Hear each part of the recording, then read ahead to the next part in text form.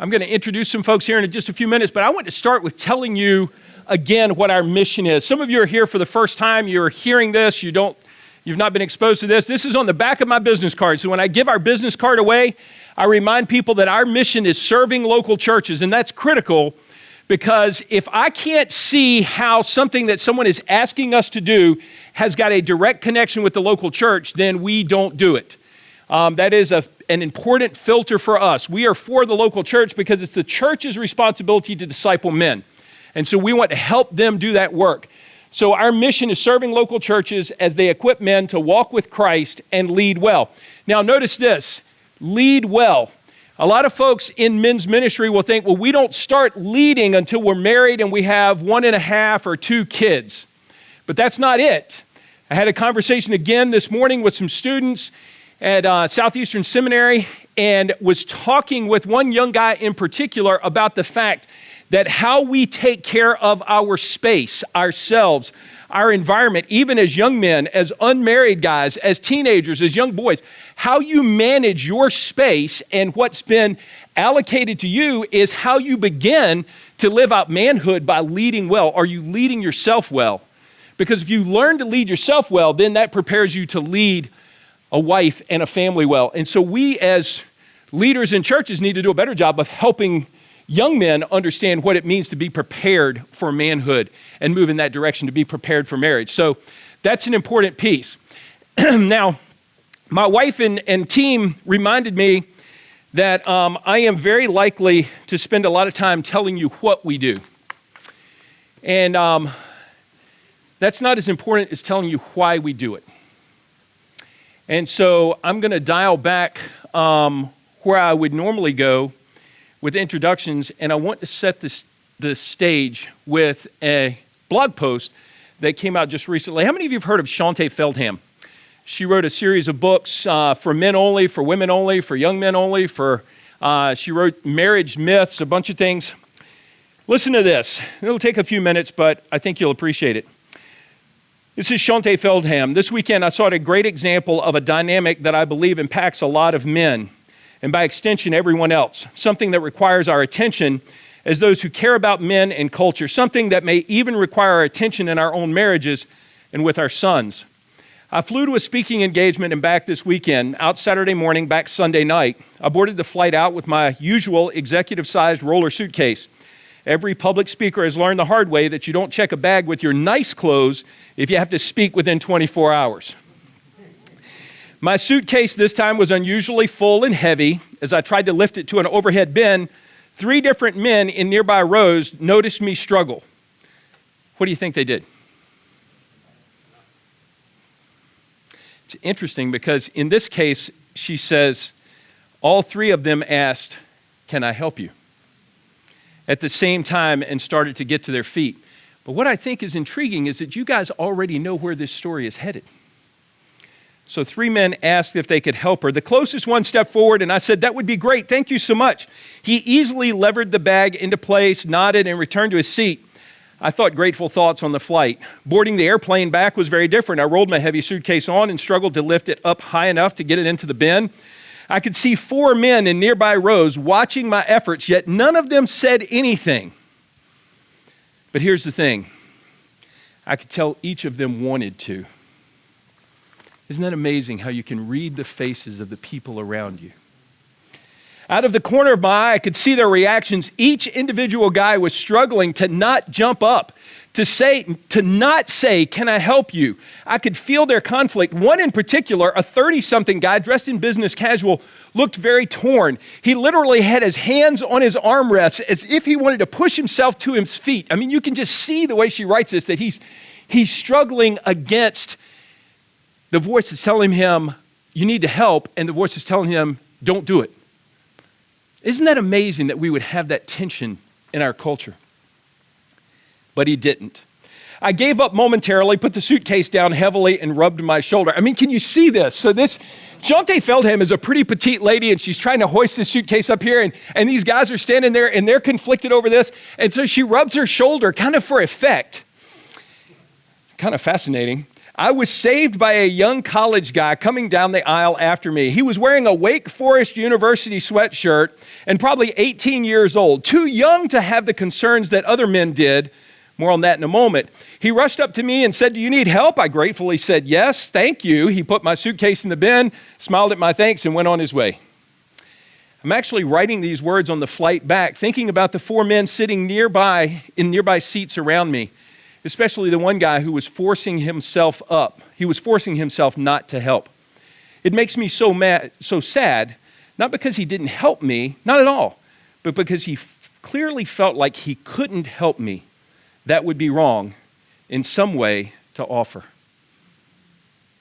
Isn't that amazing that we live in that place in our culture where men are afraid to do what men should do?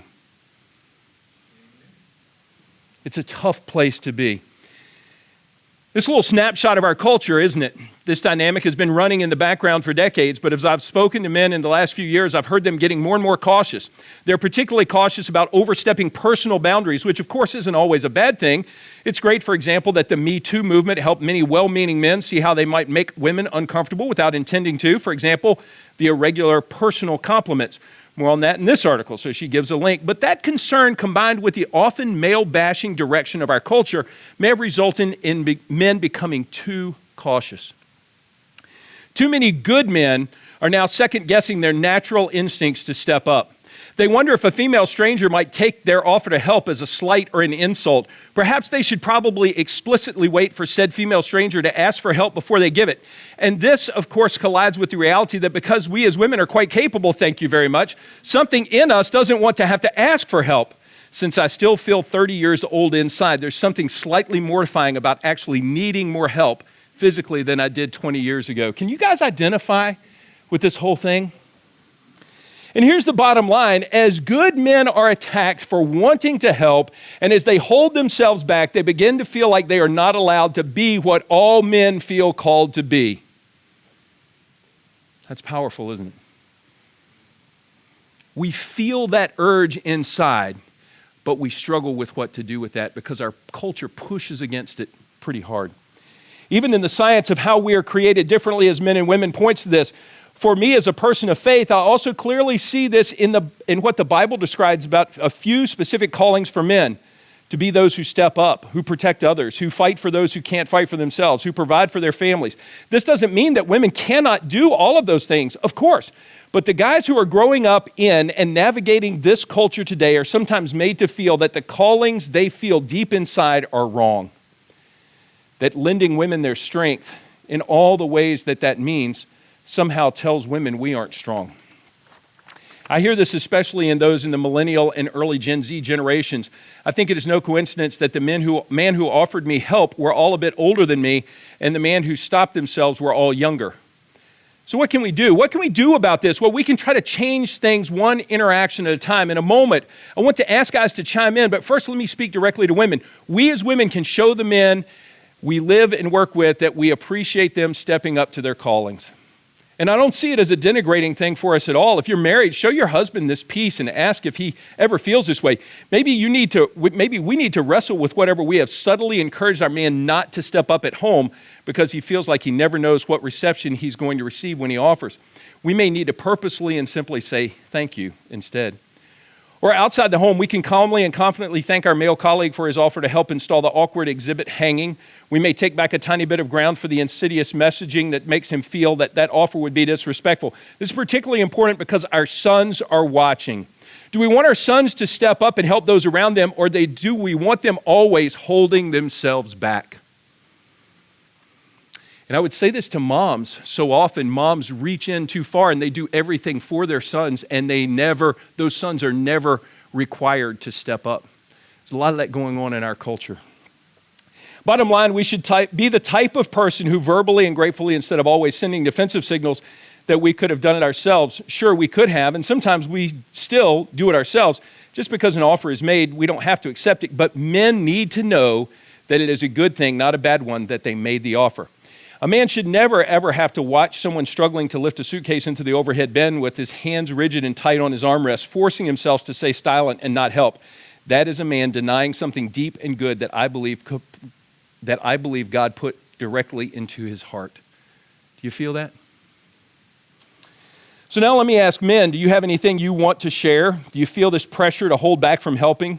Do you not? What do you do about it? What should women do? I love your anonymous comments and advice in this forum. I'll compile what everyone sends to me in a follow-up blog about all the anonymous comments I get. Let me end with this. So much of what we're told today is that there's no real difference between men and women, nothing that makes us special and unique from each other. But I hope each of us can resolve to share a different message that celebrates how we're made. And as one small step in that direction, if you know a young college guy with short blonde hair and a Wake sweatshirt who's flying Delta from Philadelphia to Atlanta on the night of August 21st, tell him he did good. So the why. Why do we do what we do? Why does Noble Warriors exist? Sadly, that's a reality. I've helped women with situations like that and been criticized. I can do it myself. I don't need your help. Now watch my son struggle with what to do in those situations sometimes. Our world is confused about this. The Bible has the answers to this. The church has the answers to this. But sometimes the church has a hard time calling those things out and knowing how to direct their efforts to help older men and younger men become godly men. And so that's what we're about. That's the why behind what we do. Does that resonate with you guys? I feel like it does because I see the faces. This is important stuff because if we don't lean into this, it's going to get lost. Our culture is sucking the wind out of all of this. And so we need to keep coming against it. That's part of what we do. So, is that cool? You guys excited about that? Yeah, I figured you would be. All right, let me introduce some folks. I just want to tell you who our board of directors is. David Romig is in Nashville. He was here in Richmond, but now lives in Nashville. His parents are here, so Dave and Marcy are here representing David, but he serves as the chairman of our board. Rich Babbitt is here tonight. There's Rich. Rich has been on the board for a while, and he's the one who stops by the office and brings chocolate treats from time to time, so he's always a welcome guest. Greg Beecham is a pastor in Powhatan, pastor of Little Zion Baptist Church in Powhatan. He could not be with us tonight. Tim Brown is here. Tim goes to Mount Vernon Baptist Church in off of Knuckles Road. That's Hanover, right? Or Henrico? It's Henrico. Glen Allen. Okay.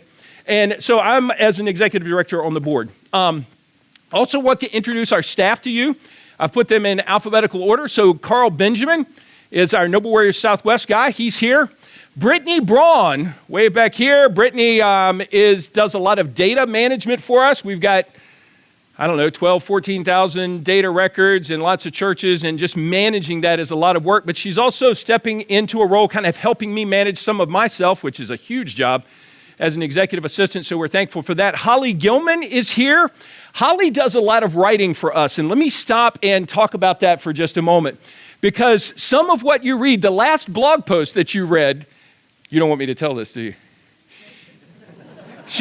Holly would like to live on the down low just a little bit. But so the last blog post about shame, Holly will talk about what we want to present, what we want to say, and she'll sit down with me and turn on her recorder on her phone and say, okay, let's talk about this. And so she'll get me going, and I'll wander all over the place, and she'll listen to that, and then she'll turn it into something wonderful. And then she'll present it to me, and I say, well, I would never use a word like that sometimes. And so we keep working on what is the Noble Warrior's voice. Remember, we're guys talking to guys, and so there are just certain things that we wouldn't say. And so we keep learning to work together, but it's a delightful experience, so I'm thankful for that. Is that okay? Did I say anything that was out of line? Because if I did, she'll write about it, and she'll slip it in after the fact. Karen Hutton is not here tonight, but she's coming on with us as an administrative assistant. Kaden Kopko, you'll hear from in a little while. We hired him in January. He does our podcast production and some other production, and also does a lot of special projects work for us. Kristen McKee is in communications. She puts out all of our web posts and our social media stuff and makes all of those things not only look good, but flow well. So we're thankful for Kristen. She's been with us for quite a while, 7 or 8 years. Yeah. Matt Newquist is not here tonight. He serves as a controller. Bill Ward is in the back. He does our bookkeeping. And so we're thankful for that. Stacy is here. My wife, she does our partnership development, so you hear from her from time to time about your partnership stuff, and then I'm the executive director. Now that looks like a large staff, and it is. Most of us are part-time. There are a few volunteers on there. Bill and Matt are volunteers. But I got to tell you, what you're going to hear in just a few minutes is that we need more. We're going to look to hire more people. I would also be remiss if I didn't say that Laurie is no longer with us. I know, you should see the evil eye that I'm getting. But I'm no longer afraid of that. I'm just not afraid anymore. No longer afraid. But we do miss her, and we're still backfilling some of those things that we're missing in her, but we're so thankful for her time. Okay, from Noble Warrior staff, let me start telling you about some of the stuff that we've been doing. So in spring 2020, I want to muscle through this. The nobleman Roanoke, Carl is fond of saying that in February or early March of 2020, Roanoke hosted the largest nobleman event in the state of Virginia. And so he just pumps that up because everything else got canceled. So yeah, I didn't have to tell him that. But so on March 13th, though, the world changed. And you remember when the newscasts were coming out every 30 minutes, they were changing something. We had the trailer loaded up to go to Fredericksburg, and all of a sudden things got pulled out from under us. So conferences went away. A bunch of guys stayed at the office late that night to turn our activities for that event into a virtual event. So we came out with a virtual event the next morning and just offered it to folks because the world was changing so rapidly. And then we started doing some other virtual events to try and get through the difficult early days of COVID, just trying to figure that out. So we navigated through that, and then we started, you can go ahead to the next. So after that, we started trying to figure out what are some new things that we can do. So we started the Nobleman podcast. If you haven't listened to that, I would encourage you to check it out. We've done 98 episodes now, had over 13,000 downloads, 75% average consumption. So that means that people listen to 3/4 average of the thing before they shut us down. And we've had some cool guests. Robert Lewis, who many of you know, Patrick Morley, Don Coleman is a favorite. We had a whole series on purity. And so we've had a great time with the Nobleman podcast. We're getting ready to record our 100th episode. And this continues to grow. A couple of stories. What's really fun for me is that my son's friends listen to the podcast. So Ben, one of my son who's at NC State, his buddy Mason listens to the podcast almost every day. He found it, and now he's catching up. So his 21-year-old kid is listening to the podcast and talking to my son about what his dad said on the podcast. And so that's just a lot of fun. Matt Newquist's son, when does this one come out? Pretty soon. His son is 16 years old and started a business doing athletic wear. And so we had him in, and it is just hilarious to hear him talk as a 16-year-old Gen Z who's got pretty cool business acumen in what he's doing to launch a business at 16 years old. And so just love to share those stories. It's a bunch of fun. Patrick Morley wants to be back on again, so we'll get to him. So Nobleman podcast then, Noble Warriors Communications, we made some adjustments to this. Instead of just sending out the same email every week, we kind of shook these down, and now our walk-in lead email that goes out to every man goes out twice a month. We started a new email called For the Love, which Holly really enjoys writing, and this is directed at the ladies in our audience who love a father, a husband, a son, or a brother, and want to see him walk with Christ and lead well. So ladies, jump in on that and share For the Love monthly email with folks. Build Men is a monthly email for pastors and leaders of men. And then we do a one quick question occasionally where we just get a quick answer to a question that we ask to guys about some ministry item. We also, this is pretty interesting. Many of you have been to the conferences and you know that we did all the recordings at the conferences over the years. Well, we've now taken those. This is one of the projects that Kaden's been working on and Sam McKee. And we're taking all those recordings and putting them on YouTube. So we've got how many up now? Probably 50. So about 50. So if you, we're going to catalog those and have them on our website. So like if you wanted to go back and listen to a particular speaker from a conference in Fredericksburg on marriage, then you'll be able to go back and dial that up and listen to it on our YouTube channel. Now, it's static image, but you can hear the audio. So that's a way that we're pushing content out and making it available to folks. So that's in communications. Next thing, the Nobleman tailgates. I brought the official tailgate. So another thing that happened when the tailgate, when we couldn't do conferences, we kept asking, how can we get men together? Because we knew that men felt this tension to get together. But COVID was still hot, and so we said, can we do something outside? Can we do something that brings guys together and gives them a chance to eat? And so we came up with this tailgate model. We say it's a kingdom gathering of men where you get to eat with the guys, worship the king, get sharpened by the word, and take the right next step. Because see, what we're always trying to do is connect guys with other men in small groups. And the Nobleman tailgate just became a cool way to do that. So can you play the promo video for that so that you can see it?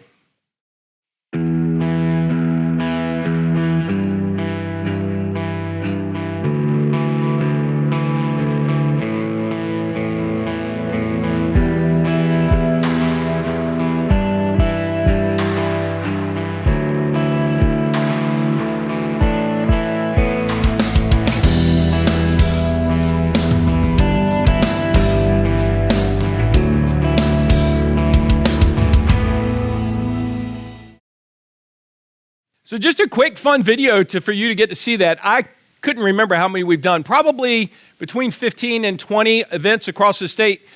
One season we tried to do 3 a weekend for 3 straight weekends, and that was really dumb.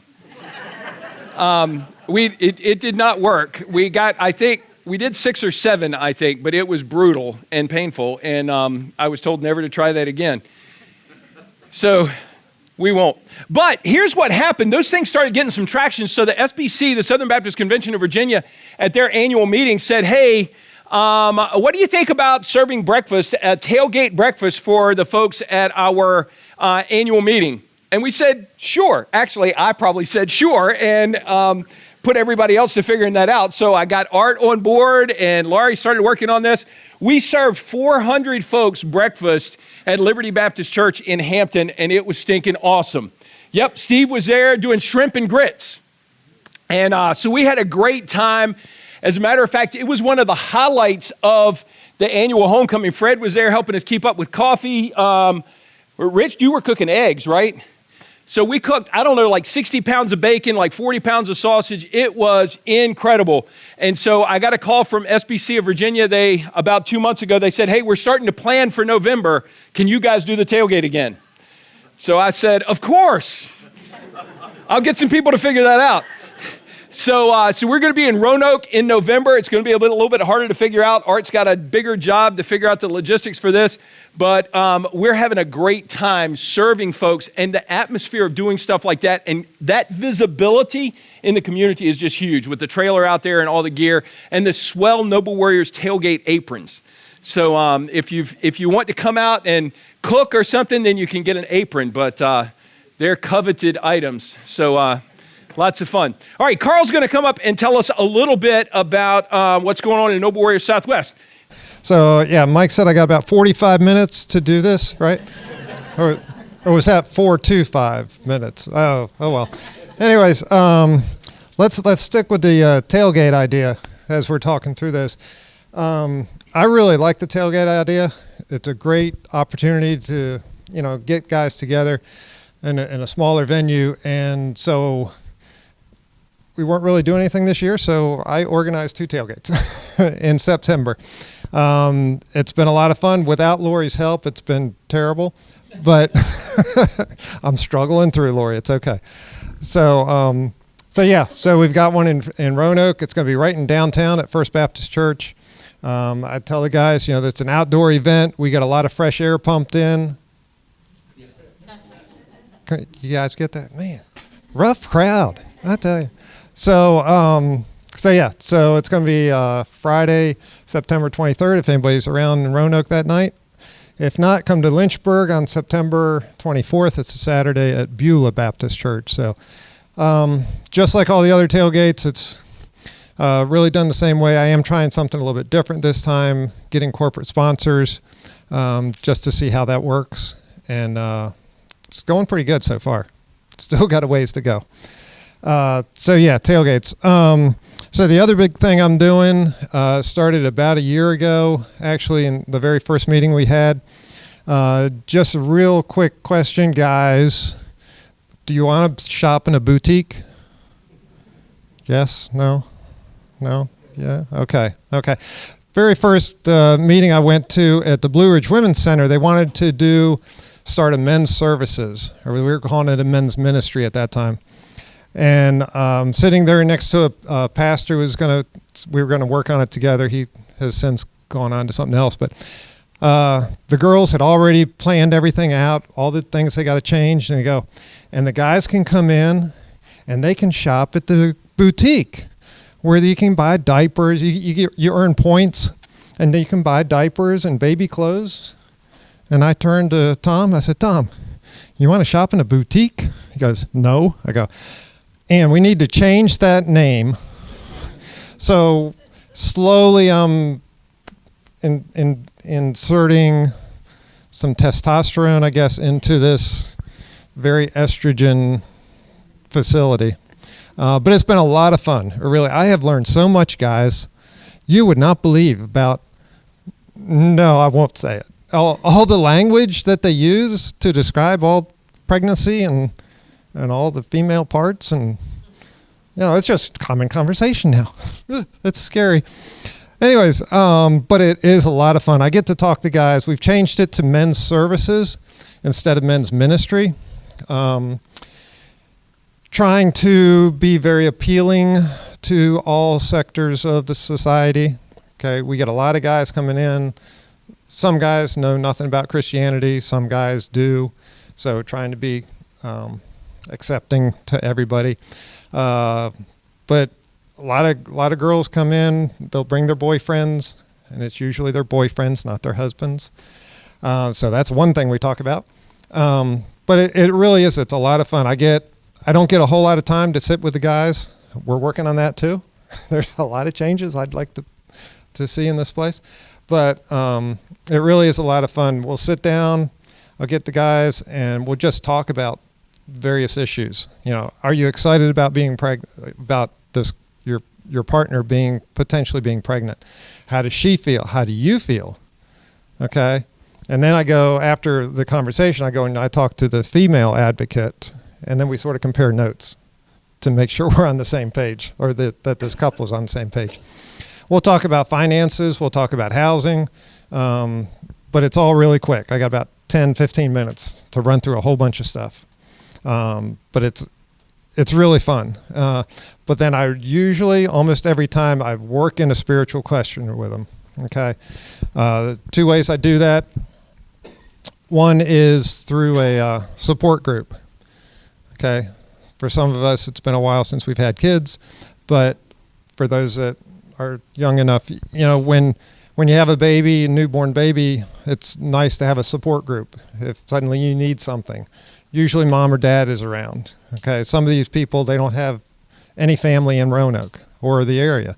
Okay. So you need a support group. A good place for a support group is a church. I know that's not the main reason to go to church, but hey, I'm going to get them into church somehow. All right. And so get into it, get involved in a church. It's a great support group. If you get into a good church, they'll help you out on these things. All right. That's one way to do it. The other way I do it is, and again, there's so much that this correlates with everything I've learned in the last 4.5 years now with Mike and Noble Warriors. There's a study we did, somehow I found a long time ago, on the main desire or something for a woman is security. Okay. And that's financial security, physical security, emotional security, spiritual security. And so sometimes with these guys, I'll bring that up. If we start talking about their partner, their girlfriend, whatever, that she needs to feel secure. So that's why I'm asking you, buddy, about your finances and about your housing and that kind of stuff. And by the way, there is that spiritual security. Where do you stand spiritually? You know, do you even know who Jesus is? You know, are you involved in a church? You know, you should be. You know, like I said, I don't have a whole lot of time. I mean, that's a lot to cover in 15 minutes or so, but I try to work that in. And so to do that. And like I said, it's been a lot of fun working with these guys. And like I said, so much of what I've done throughout in men's ministry with Noble Warriors and even before that in various things, it really fits right in to being able to sit down and talk to 16-year-olds that got a 14-year-old pregnant. That was crazy. I did have an older couple come in. Oh yeah. Oh gee, I could tell you all kinds of stories, really. A 40-year-old lady with a 48-year-old husband or partner who suddenly they thought they were pregnant, and we're all sitting there going, this is not a good situation. He's even saying, I think I want a quick way out of this, which we know what that is. Okay. And luckily, by God's grace, she was not pregnant. So, you know, but that's what we do. I'm having a lot of fun doing that, organizing the tailgates, and just enjoying being part of Noble Warriors. So there you go. Yeah. All right. Awesome. So one of the things that's intriguing is there's been some research done that says that the key factor on whether or not a woman with an unwanted pregnancy or an unplanned pregnancy will keep the child is whether or not there is a responsible man in the picture. That can be if the boyfriend is willing to take responsibility, if the child's father and uncle, grandfather will help with that. And so that's why part of what Carl's doing is so important, because if you can find some ground there to get a responsible man in the picture, then babies can be saved. And part of the reason I love what Carl's doing and the way that he's navigating through that is because I would love to see us have more robust men's services at all of the pregnancy resource centers around the state. I mean, there are plenty of them. There aren't many guys doing what Carl's doing. And so he's kind of laying the groundwork for us to be able to replicate some of that in other places in the state. So I am thankful for that and excited about it, because I think it's something, this is an area of ministry and engagement that, guys, we have left to women for far too long. And so we need to figure out how to engage that. As a matter of fact, I go back to this Shante Feldham. It would be my suspicion and expectation that most of those guys who are part of those unplanned pregnancies feel in some way that I have responsibility here, but they don't know how to step toward it, and they're scared themselves, and so they need some help, and so this is part of what can happen there. So that's pretty cool. All right, what's next on the slide? So Noble Resources, Kaden's going to come up and tell some things, share some things that are going on, but I want to set the stage for that. Kaden and his wife Amanda are here. Kaden is, 23, 24? They got married after their junior year at Liberty, so a very young couple, and are looking to go to the mission field. And so I met him. He submitted an application, sent me his resume, and I said, wow, I would love to have this young guy in the office at Noble Warriors in order to be able to invest in him and for him to be part of what goes on there and get to see what we're doing with men. So let me tell you why that's important. If this young man goes halfway around the world to share the gospel with an unreached people group in a hard place, which is what he would like to do,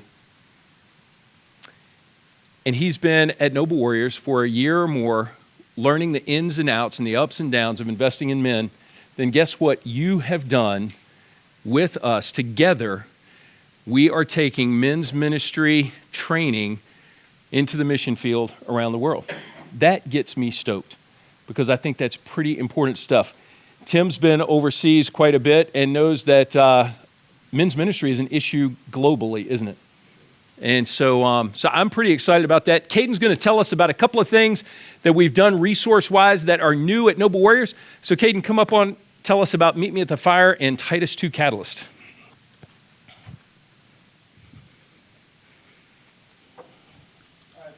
Do a little bit of shuffling around on this computer at the same time as I talk through this, so I'm going to do my best.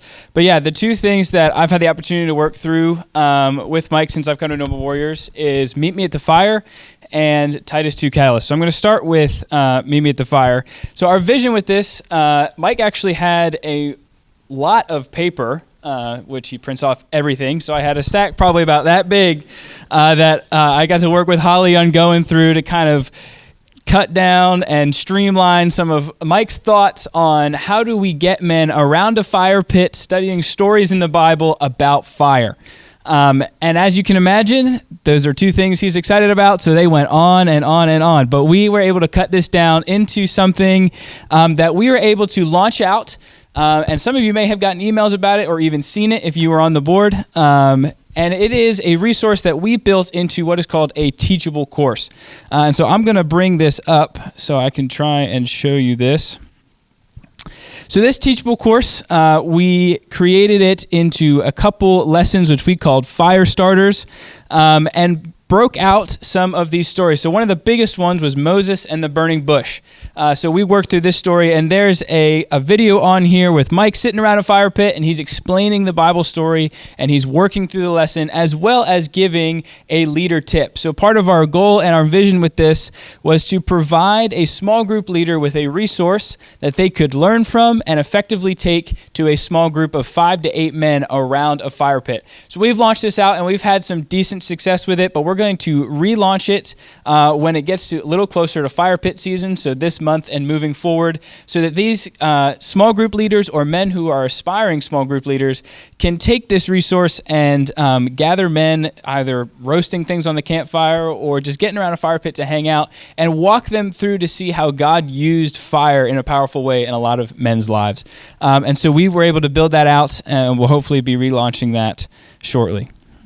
The next thing that I had an opportunity to do, and this is what I'm really excited about, as probably shortly after I came on with Noble Warriors, Mike and I started to have a lot of conversations about my past history with being discipled, his past history with being discipled, and how we've kind of noticed this this big gap between the generations of older men and the generations of younger men, or seasoned men and younger men. And so we had conversations, and finally Mike looks at me and he goes, I know this story in Daniel where they turn to the guard and they say, all right, test us.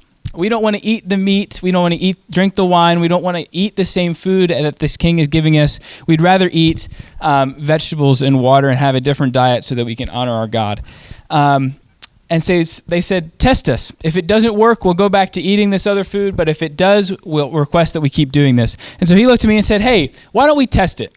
Why don't you test something, come up with something where we can connect these generations of seasoned men and younger men to build relationships and build mentoring relationships, moving toward relational discipleship.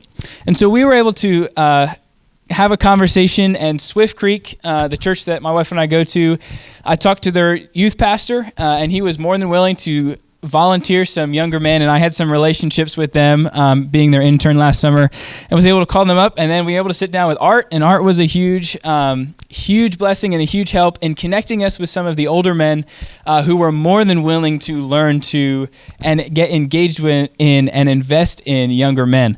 And so we had a couple meetings with them, and we're able to kind of talk through some biblical ideas of discipleship and mentorship from both sides of the equation, which is where we came up with the idea of the Titus 2 catalyst.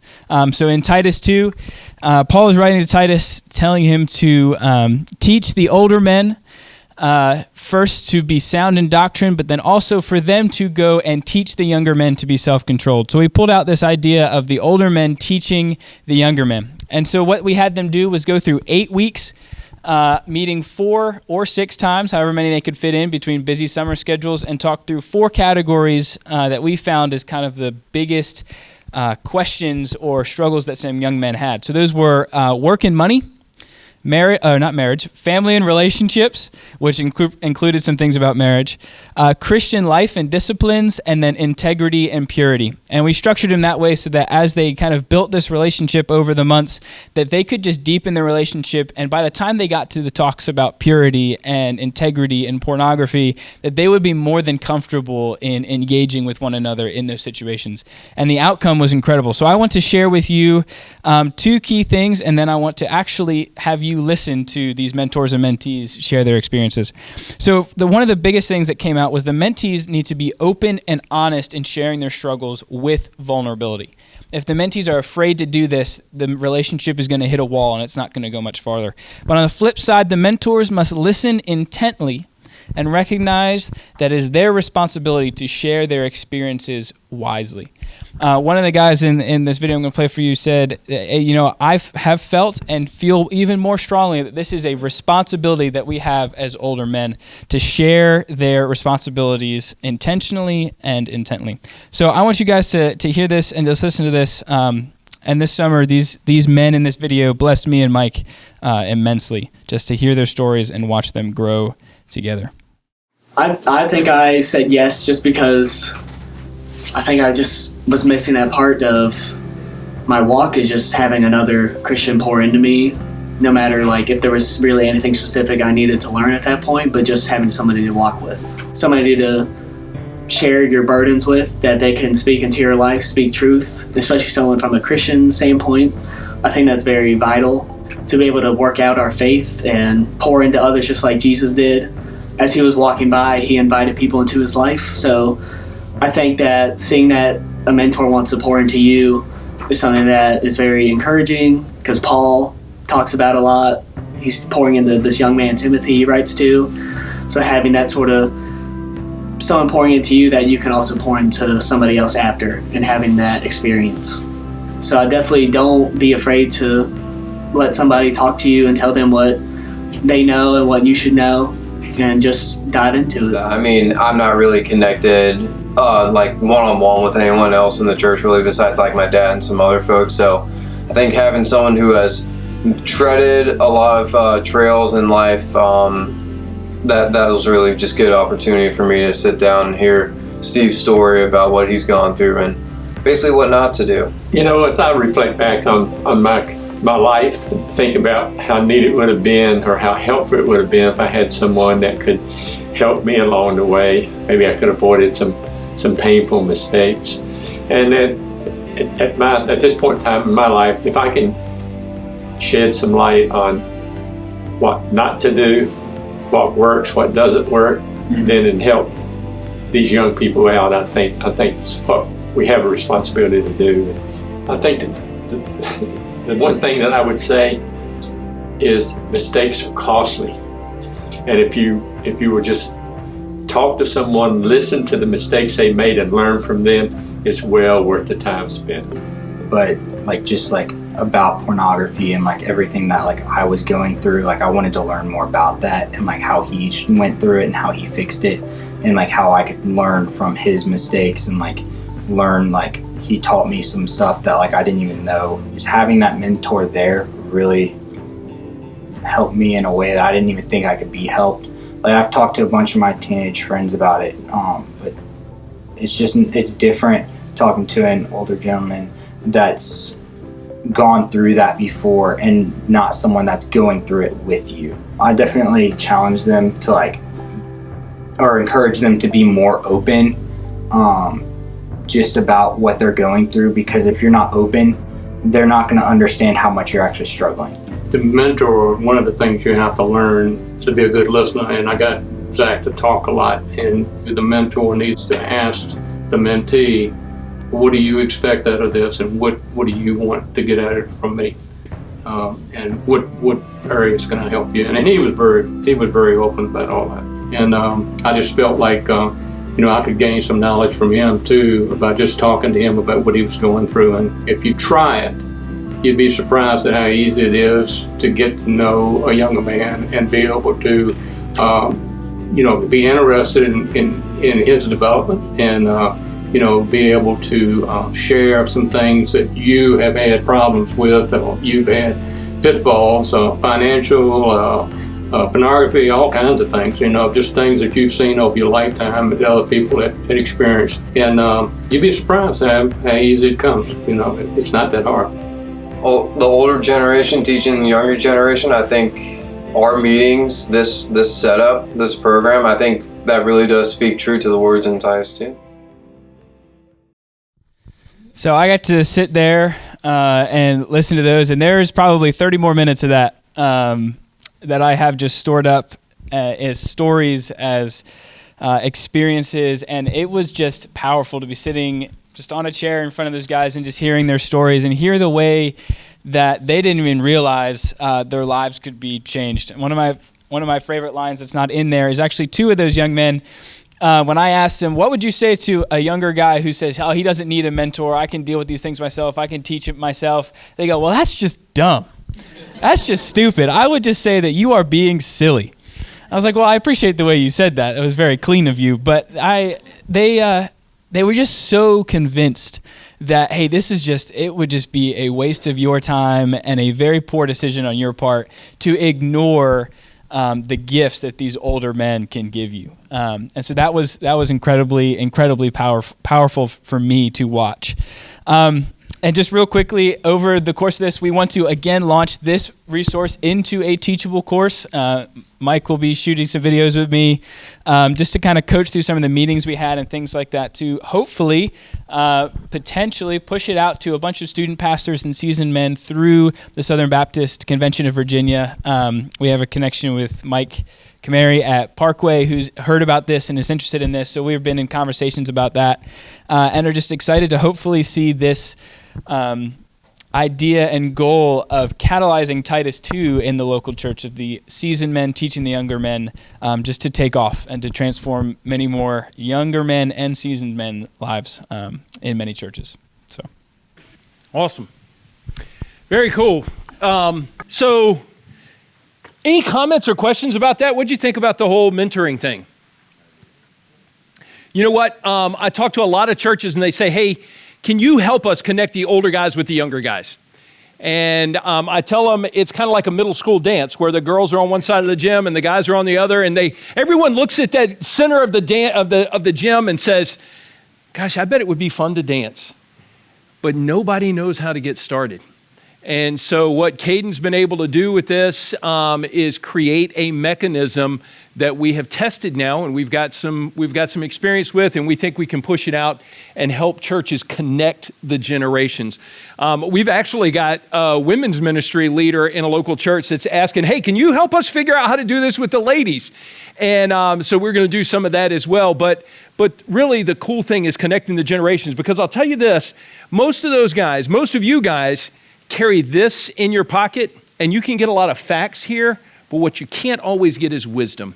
And you can't get an honest answer about what happens if you don't do the right thing. And you don't get flesh that's willing to respond to you. And so we all need some real people in our lives. So that's pretty cool. Now, the next thing I do, Stacy, come on up here. Some people might get bored with this, but one of the fun things for me to do is just give you a family update, because so many of you have followed our family and been part of what's going on. So I figured I would get Stacy to do the family update. Now, I have to tell you that I did not tell her that I was going to do this. So if I'm ever going to get her to speak anywhere in any situation, I have to kind of sneak up on her. So why don't you tell us what's going on with our family? Oh, you need where's the microphone?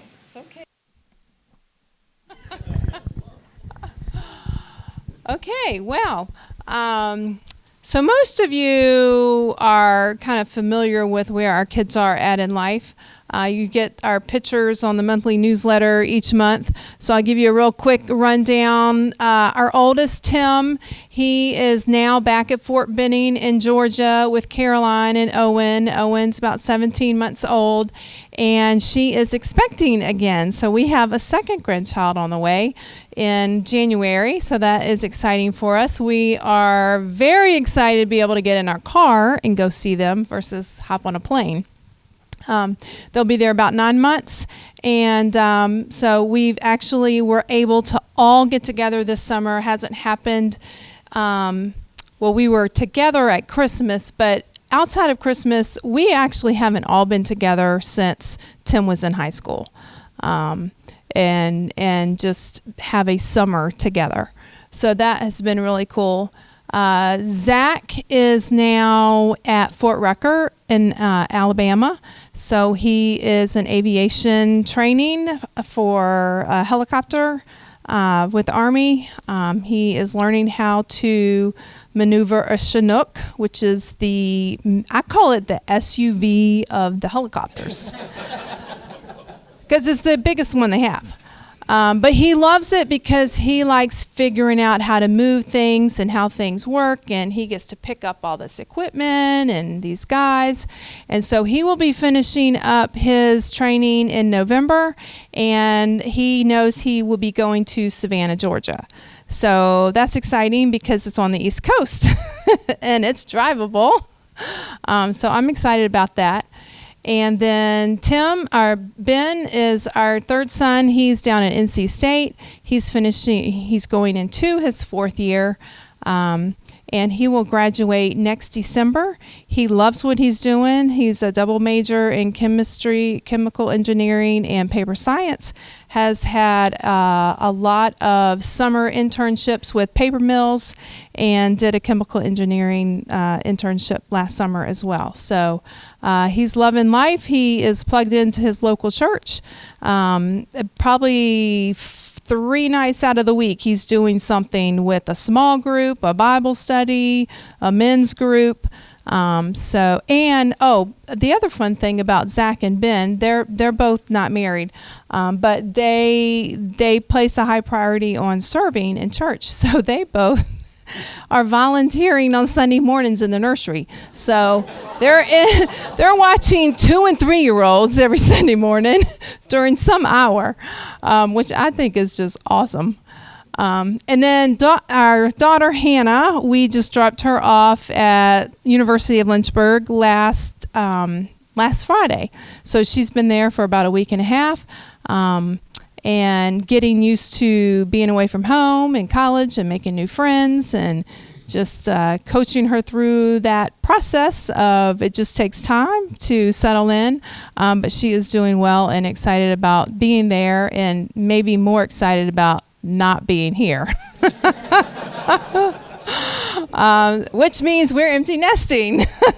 So we've been doing that for about a week and a half, and we're really busy. I have no idea how we had time to raise 4 kids because we're busy. But anyway, that's where we are. Yep. And is that good? Yeah, that's awesome. Thank you. Right. You did great. See, I can't. She would have been nervous. She would have been very nervous if I had told her I was going to do that.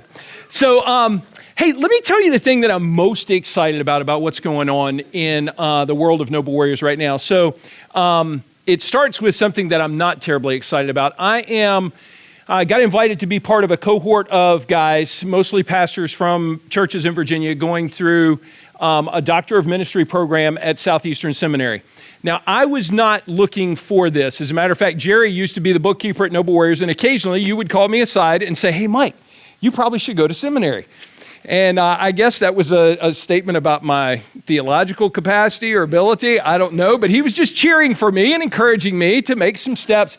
It was not on my radar, but I got invited to be part of this cohort going through.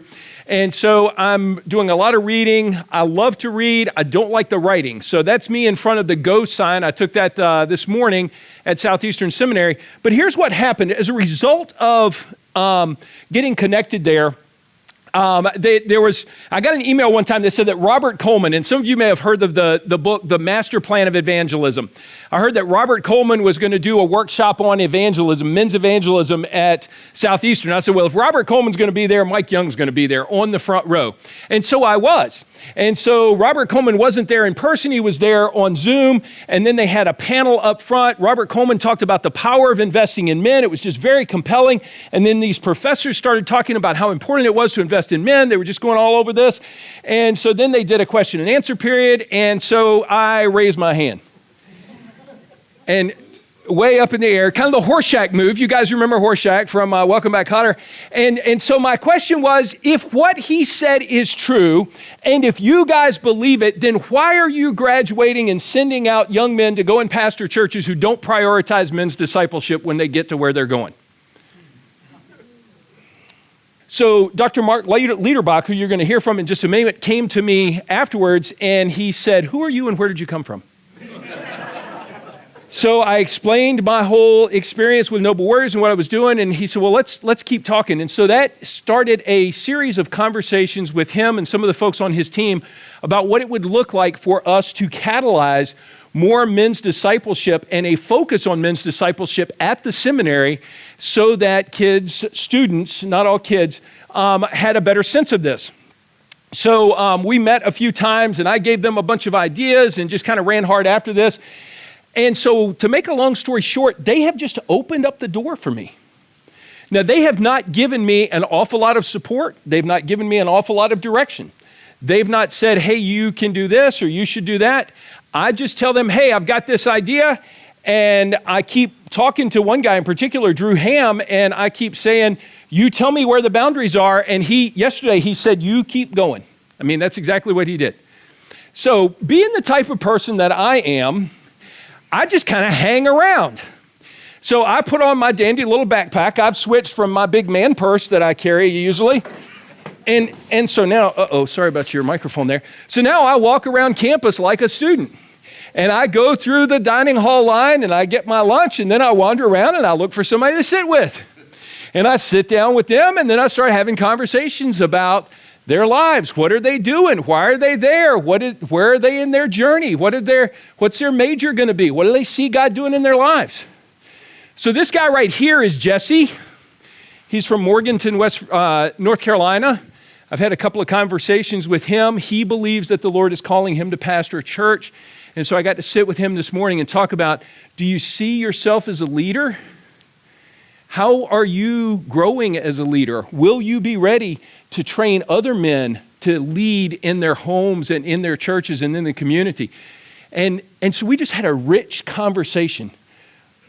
I don't know where he's going to be when God gives him an assignment. But here's what I love.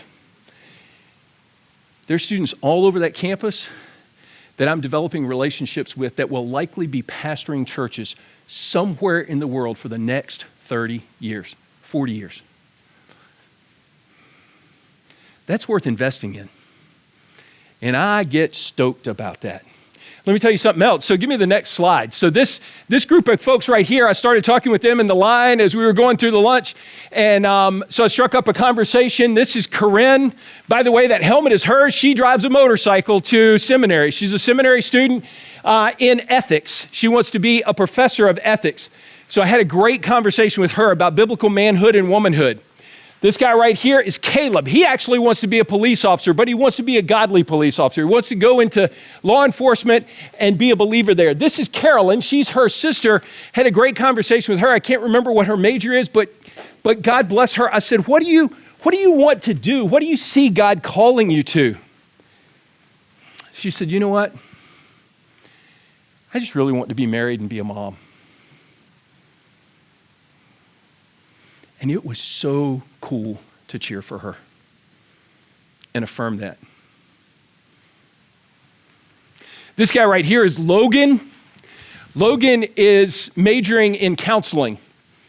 Awesome guy. I had a conversation with him. I said, "Please keep going because we don't have enough men who are Christian counselors.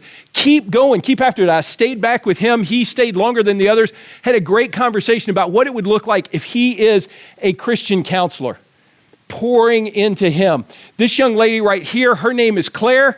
Carl, she actually works at a pregnancy center in Raleigh, and she's going to get out. She's going to just do an associate's degree and is going to go and work with the right to life or the fight for life. This guy right here is Brady. Brady, I can't remember his major and what he wants to do, but I sit down at each meal with young men and women who are going to do ministry somewhere in the world for the next 30 years. And I get to invest in them. And I don't know what it looks like. I ask questions like there's this one guy, Ben Lipinski. I've been praying for people of peace. I feel like I'm a missionary on a seminary campus, which is kind of funny. I'm using missionary strategies on a place where I'm surrounded by Christians, but I pray for people of peace. Ben Lipinski is like an RA in his dorm. And so I said, Ben, what would it look like if Noble Warriors were to host a study break in your dorm on a Monday night at 8 o'clock, and I just bring a bunch of Krispy Kreme donuts in, and we invite guys to come and spend an hour eating donuts and talking about biblical manhood. And he said, dude, I'm all over it. So I think on September the 12th, I'm not going next weekend because it's Labor Day, but on September the 12th, where I'm going to go and buy a bunch of donuts and take them and sit down with students and talk about biblical manhood to young preachers in the making. And I am stoked about that. Here's what else is funny. When I talked to young ladies yesterday, it might have been this morning, sometime while I was there, because I go down. Listen, I drive down on Monday afternoons, and I spend the night. I go to dinner. I hang out in the cafeteria on campus. I do something on Monday night, and then I get up on Saturday morning, go back to campus. I hang out. I go to chapel. I eat lunch. So I'm just trying to be visible and be present. And I ate with two girls. One was named Zoe, and the other was Emma. And so when I talk to young ladies about biblical manhood, I say, you know what? I know this is important to you because the pickings are mighty slim out there. And Zoe said, you're not wrong. I said, also, if I were to do a talk and some programming on biblical manhood to invite women, would you guys come? Absolutely. You tell us when it is. And so the folks are just letting me have this freedom to go and do that. Now, here's the deal. I'm spending at least 20, probably 25% of my time moving into this. I'm reminded of Isaiah 43. It says, behold, I'm doing a new thing. Now it springs forth. Do you not perceive it? I will make a way in the wilderness and rivers in the desert. I was not looking for this. This was not on my radar. But God put it in front of me, and I'm chasing it. I'm kind of a door kicker. If the door is cracked open, I will run through it and kick it open. I was on the phone yesterday with some guys from across the country in Orlando and Colorado and Illinois and Pennsylvania, and I was telling them about what's going on, and they said, Mike, God is answering prayer. We have been praying, the men's ministry guys have been praying for years that we would have access to preachers in training through the seminaries. We love what God's doing. We don't know of anyone else that's having this level of access. And I don't tell you that because it's about Mike Young. God's doing this new thing. And I'm stoked about it. So it's taken like 20, 25% of my time. And here's what's going to be challenging, because some of you are very anxious. When are we going to do the conferences again? When are we going to do the conferences? Are you going to bring the conferences back? We really want the conferences, and I know you do. I'm not going to do the conferences unless I can hire somebody that can do them for me. Because the most important, I was with a guy last week who said, what's the most important thing that God has you doing right now? And I said this. Because I'll tell you something else. Some of you may know that Jerry Boykin was in Richmond last Thursday night, 600 to 700 guys at Chapel RVA. I saw that on Facebook and I was kind of torqued. Because it's hard to get 600 guys together. It is very hard to do that. And I was like, man, that kind of makes me frustrated. But you know what? I don't want to get distracted by 600 men at a single event when I could be investing in hundreds of future pastors that are going to be pouring their lives into tens of thousands of men for the next 30 to 40 years around the world. You understand how Satan will tempt us with something that looks attractive? And so I want to do the conferences. I want to do some of that stuff. I'm not even going to talk any more about that other than to say to you that I think God has opened this door, and I have to run hard at this because I think it's the most productive thing that we can do. We're going to keep doing as much of the other stuff as we can, but if I were to try to do conferences right now, we would do them poorly, and this would suffer. And I really want to be present for this.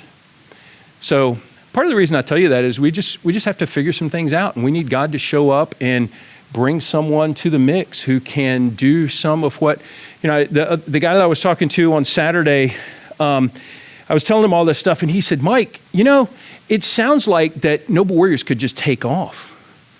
There's some really cool things happening. He said, you might be one of those guys that 20 years after you get started, you become an overnight success. Yeah. And that's not me. It's all this preparation. It's all these relationships. I spoke at a church on Saturday morning, and I had never met the pastor, never been to this church. He said, I've been to a Noble Warriors event. I know what you guys are about. Pastor just got hired at another church in Richmond that a guy's interested in me going and meeting with, and he started talking to the pastor about Noble Warriors. He said, I'm familiar with Noble Warriors. I was at a church in Roanoke, and so we were there. And so God has laid this incredible foundation and this base for us to really do some cool stuff. So I'm excited about that. I'm going to play this video, and then I'm going to tell you what our right next step is for you guys, and then we're going to have some cake and coffee. This is Mark Liederbach. He's the Dean of Students at Southeastern Seminary, just kind of speaking to this whole scenario of our work together. My name is Mark Liederbach. I'm the Dean of Students at Southeastern Baptist Theological Seminary. I also serve as a Senior Professor of Ethics, Theology, and Culture. And we want to be the place that raises up men who live an adventure for Jesus and are not afraid to charge the gates of hell with a squirt gun. Because the world needs to be one for Christ. And as men go, so the church goes, so the world goes. And that's what we're about. We live in a time of moral and cultural vertigo. And what we mean by this is that culturally, the ideas that are shaping the world we now live in are leading us in directions that, if we're not careful, will drive us into the ground because we don't know where the compass is rightly focused. And this is crucial in the moral realm as well, where ideas that were once considered right side up are now upside down, and strange ideas about who we are as men and women are now considered to be the right way for us to live in this culture. But Jesus wants us to live radically within this world, to bring the gospel hope, to bring the gospel truth, and to see that we create a generation of men and women who understand what it means to be men and women who bring the gospel of hope to this world. But specifically, we live in a time where men are lost. We need men to stand up and be the kind of men that Paul spoke about in 2 Timothy chapter 2, verses 1 and 2, that they be strong in the grace that's in Christ Jesus. And in that strength, they would then teach other men who will be able to teach others also. And we'll see the world multiplied, full of godly men who stand for the things of God. And so what we desire to do at Southeastern is be a place where men come to learn how to be men, who bring the gospel to the world, who then see the name of Christ magnified globally. But we need to partner with other ministries who will help us to help men be men. That's why we love working with Noble Warriors, and Mike Young in particular. It's a great season for us to find a new path forward to helping men be men in a world that needs men. So here's what I'm going to tell you the right next steps are. This is a partnership event. A lot of you guys are partners with Noble Warriors, and the only thing we're going to do, we're going to hand out some cards in a few minutes, and the only thing that we're going to ask you to respond to is, could we call you and schedule a time for me to meet face-to-face with you? Not going to ask you for a check. Don't want your money. But I would like to meet face-to-face with you and answer the questions that you have about what you've heard tonight. And then if you're not a monthly partner, we'd like, I'm going to tell you what we'll talk about. I don't want to do a bait and switch on you. If you're not a monthly partner, could you consider becoming a monthly partner? If you are a monthly partner, would you consider increasing your partnership support? Maybe you make a special one-time gift. Maybe there's some way that you want to say, hey, I want to fund an episode of the podcast, or I want to fund. How much does it cost you, Mike, to go to Southeastern for a day? I want to pay for one of those trips because I want to know that I'm investing in future pastors.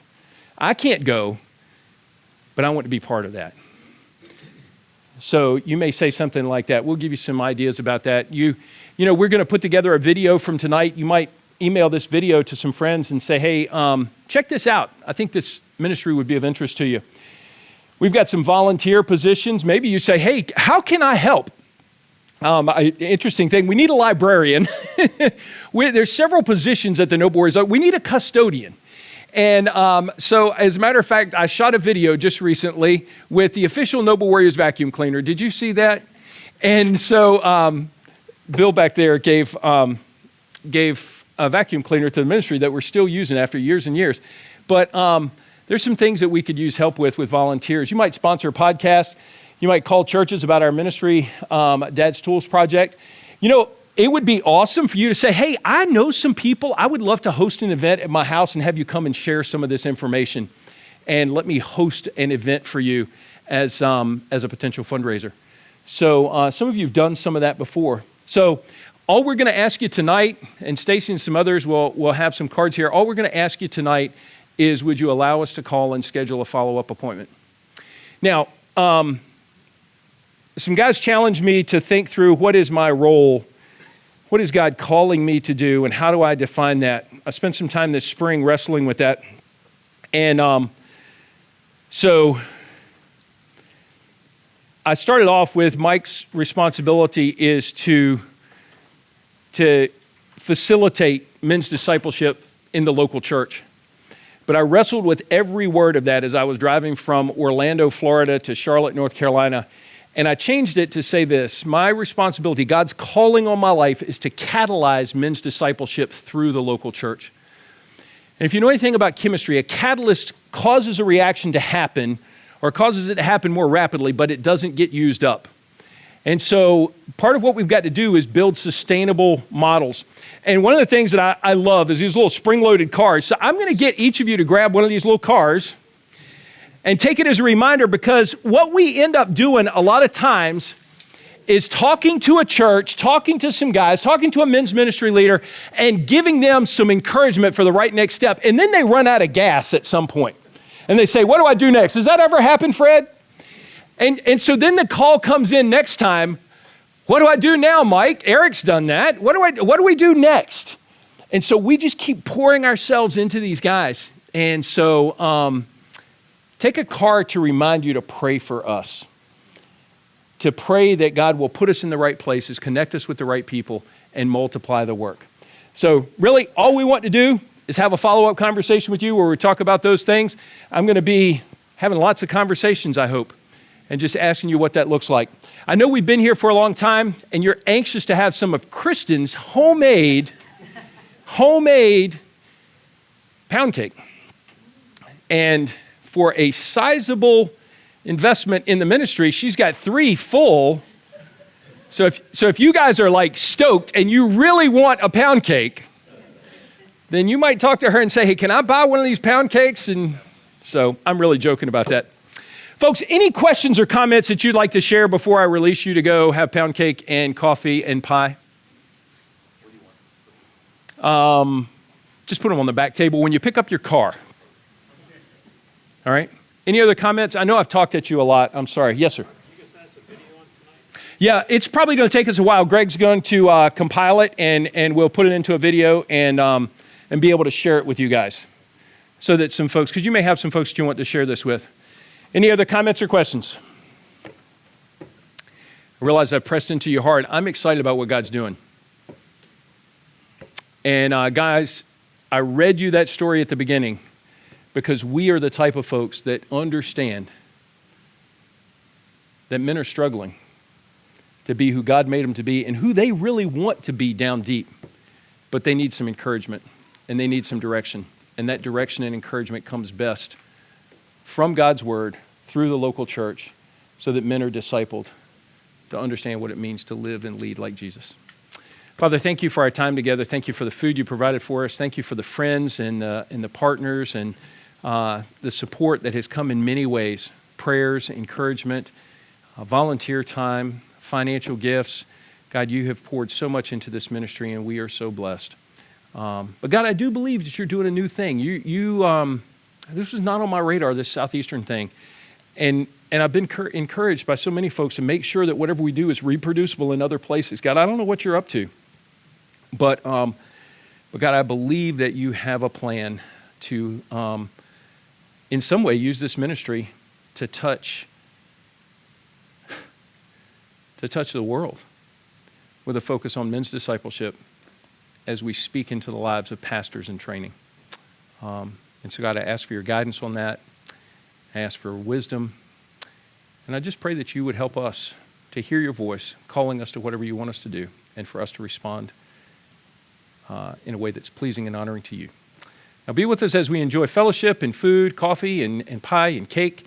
And we ask all this in Jesus' name. Amen.